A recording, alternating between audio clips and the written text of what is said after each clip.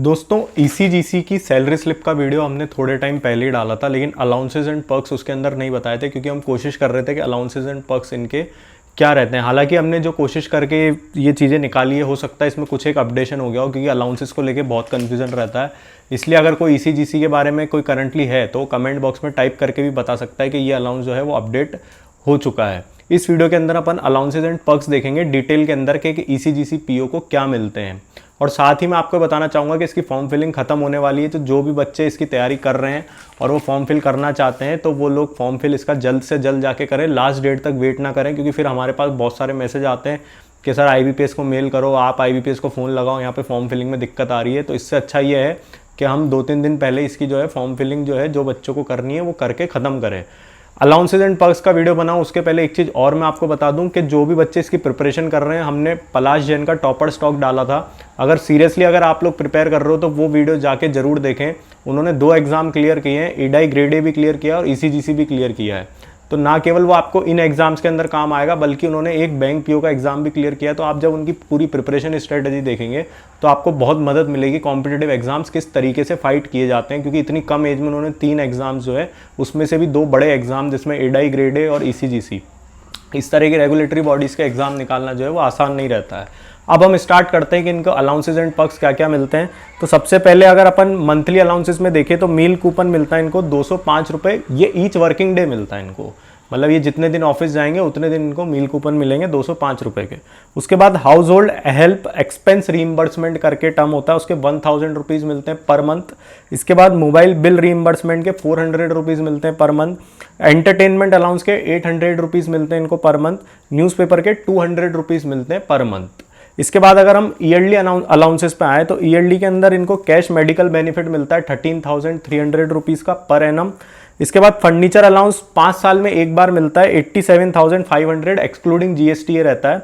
इसके बाद mobile handset जो है वो 10,000 रुपये मिलता है, 3 साल के अंदर आप 10,000 रुपये मोबाइल हैंडसेट के ले सकते हो। और ऑफिस बैग के 3 साल में एक बार आप 3,000 रुपये जो है वो क्लेम कर सकते हो। ये 1 इन 3 ईयर के 2 अलाउंस है और फर्नीचर का 1 इन 5 ईयर का है। अदर बेनिफिट अगर अपन इनके देखें तो उसके अंदर जो है एलटीसी लीव ट्रेवल कंसेशन इनको मिलता है। और उसके बाद पीएलएलआई बोनस के इनको 6% of total basic plus DA maximum जो रहता है इनका वो इनको कैलकुलेट करके मिलता है। इसमें लिखा हुआ है up to 6% of total yearly basic plus DA का ये जो बोनस अमाउंट मिलता है साल में एक बार।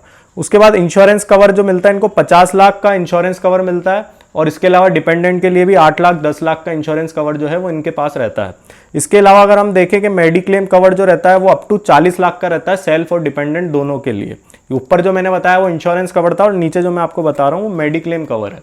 इसके बाद अगर अपन देखें तो इनकम टैक्स ऑन पर्क्स ₹30,000 मिलती है इनको per year paid by corporation. मतलब जो पर्क्स पे इनकम टैक्स लगता है वो 30,000 रुपये पर ईयर ईसीजीसी जो है वो खुद पे करता है, ठीक है। उसके बाद ईएल यानी अर्न लीव जो रहती है, कई जगह इसको प्रिविलेज लीव बोला जाता है, EL encashment of 30 days of every 2 years on basic DA plus CCA. CCA यानी सिटी कंपनसेटरी अलाउंस।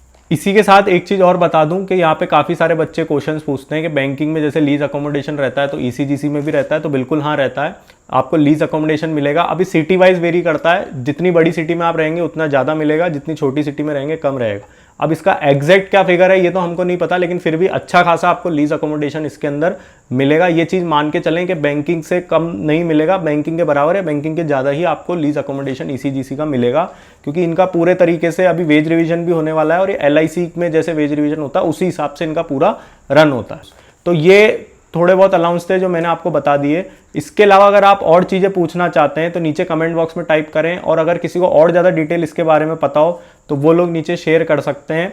इसके अलावा ईसीजीसी की प्लेलिस्ट पे जाके आप और बहुत सारे वीडियोस देख सकते हैं जो भी इस जॉब की सीरियसली तैयारी कर रहे हैं। अगर आपको और कोई डाउट इससे रिगार्डिंग है तो नीचे कमेंट बॉक्स में टाइप करें, और हमारी चैनल को लाइक शेयर सब्सक्राइब करें। आप लोग का बहुत बहुत धन्यवाद।